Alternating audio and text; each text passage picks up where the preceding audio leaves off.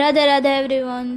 હવે કંટાળો તો બહુ આવે છે એટલે નાટક કરવાનું થોડુંક મન થઈ ગયું હતું એટલે ફોન લઈને અરીસા સામે વહી ગઈ હતી.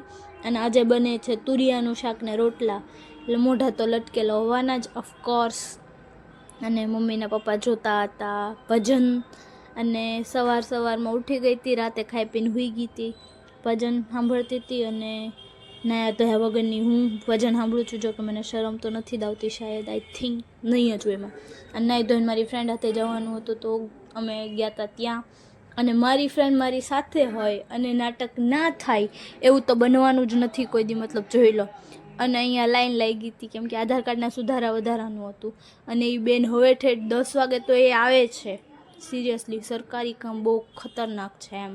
અને પછી આલુપુરી સોડા અને એ બધું જ બહારનું તો આખા દીમાં એકવાર તો જોઈએ જ ને એમ. ઘરે આવી તો ઘરે કામ પડતું મૂકીને જમવા બેઠા. તારક મહેતા વગર ચાલે નહીં. સાંજે સરનો બર્થડે હતો તો સરે ચોકલેટ આપી હતી તો ખાઈ નહીં હતી.